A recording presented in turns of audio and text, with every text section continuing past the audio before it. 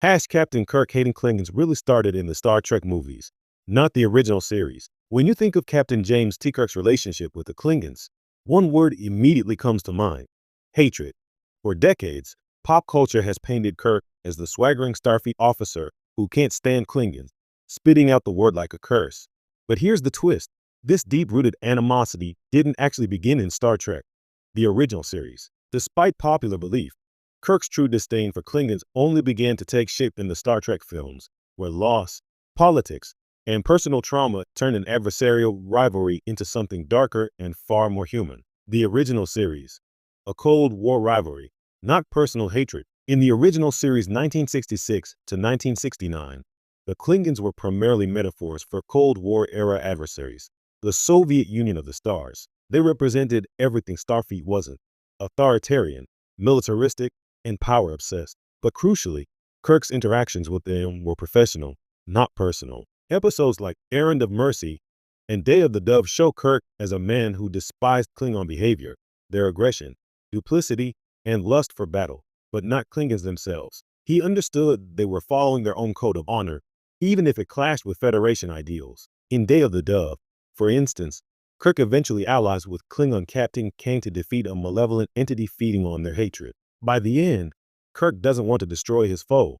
He wants to understand him. That's not the reaction of a man consumed by prejudice. It's the response of a Starfleet captain bound by principle. Even when facing his sworn enemies, the motion picture era, a shift toward realism and politics. When Star Trek, the motion picture 1979 arrived, the franchise had matured alongside its audience.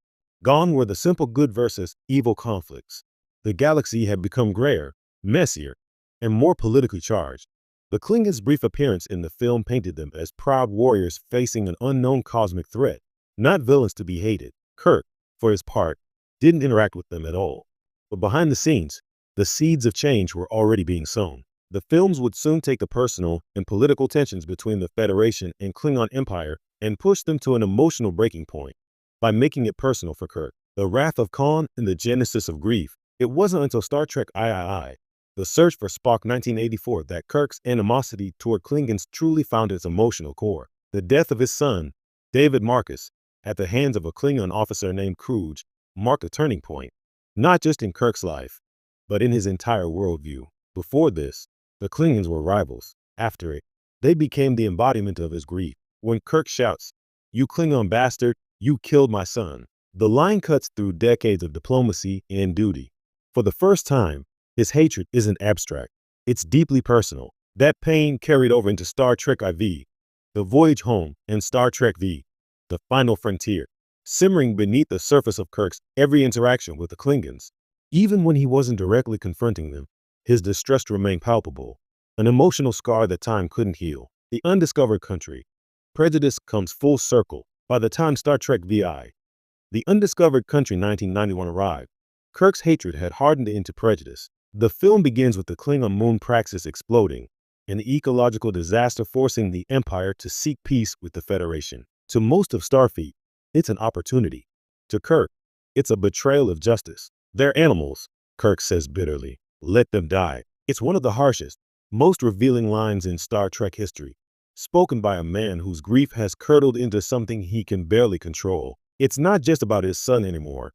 It's about the loss of the moral clarity that once defined him. Throughout the film, Kirk must confront not only Klingons like General Chang, who still seek war, but his own prejudice. The movie turns his hatred into a moral trial, forcing him to live up to the ideals of the Federation he represents. In the end, his journey toward forgiveness mirrors the peace talks between the two civilizations. By the final act, Kirk has rediscovered who he truly is. When he says, "Some people are afraid of change," he's speaking as much to himself as to anyone else.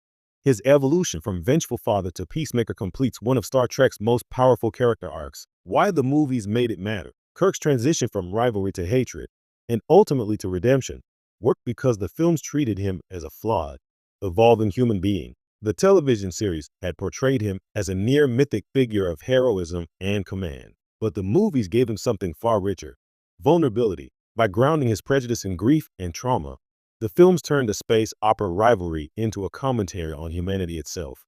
They asked the audience, can even our greatest heroes succumb to hate, and can they overcome it?